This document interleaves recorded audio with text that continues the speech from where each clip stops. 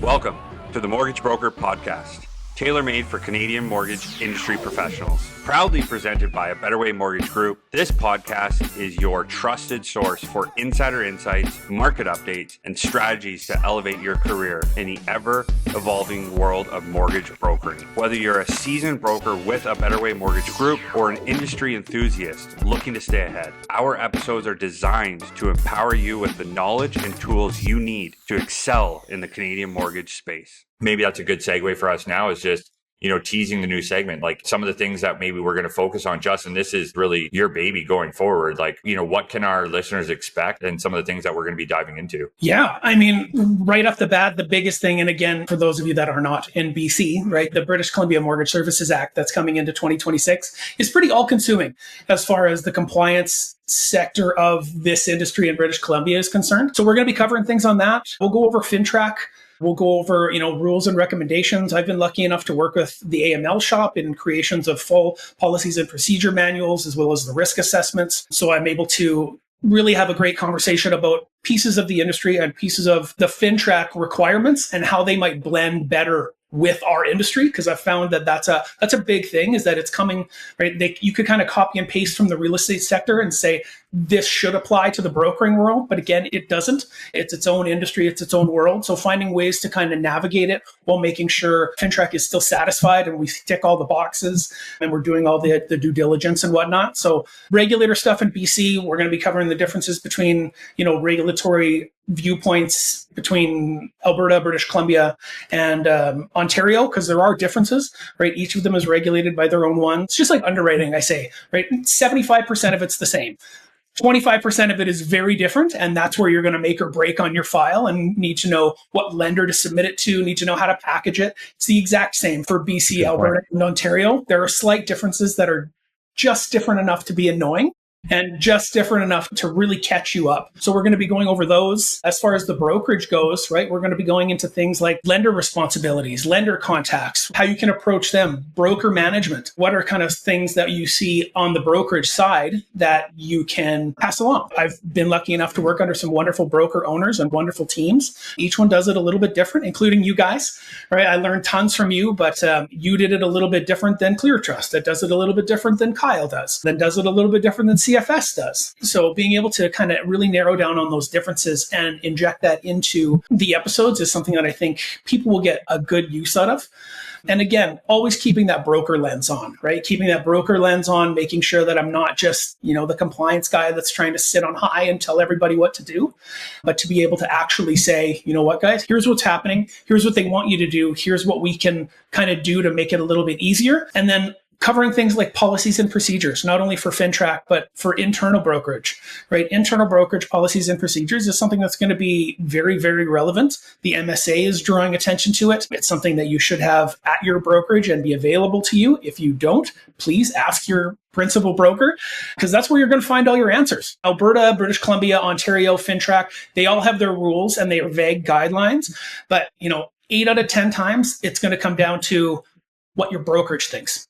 Right? What your brokerage's approach to it is. Talk to your broker. You see those on the ILMBs all the time. They have questions about FinTrack or compliance or whatever. And everyone's simple reply is check with your broker, check with your brokerage. And the policies and procedures is what outlines it, right? It's going to find out what the approach is to the 35% max APR Canadian Criminal Code rate that just changed in January, right? What can you do? What can't you do, right? Everything from that, above and below, onboarding lenders, right? Disclosure forms, everything should be tucked away in there. So I'm really going to focus on that too, right? Again, making the caveat that the way we do it isn't necessarily the way your brokerage does it, but hopefully it sparks interest in, seeing what we're doing here at A Better Way, but also checking with your own broker to see how you guys are doing it and see if you can improve it, which would just be, a general improvement in the industry. Yeah, I mean, well said. And looking at really the theme of our podcast here to date has been really heavy on interview-based type episodes. When you look at the Behind the Broker series, we've had some of our, most, experienced brokers on these shows and just sharing some of the, the greatest tips. There's a lot of consistency in what makes great brokers great, but there's also, a lot of nuances that, things that people do differently that work for them. And, same goes with our Behind the Lender series, Behind the Leaders, just the day-to-day that goes on at those, institutions or with those leaders and how they go about their day. Like this is really going to be very similar. And, we look at our partners with DLCG, whether it's, Mary Gronkowski, Scott Musselman, who was mentioned earlier, like there's some really good people there that also have a very broker lens, broker friendly approach. And those are people that, we haven't asked them to be on the show yet, but I'm certainly confident they would come on if we asked. And these are the types of people that we just want to make, accessible and also draw from them. So, world's our oyster here. Again, people probably hear compliance like click, turn off, but hopefully they don't. I do think just the culture of the industry it's already changed and it's going to continue to go in this direction. And I think, maybe this isn't the most fun topic, but we're going to do our best to make it as fun and interesting as possible. We just have to keep the Kansas City Chiefs out of this discussion going forward.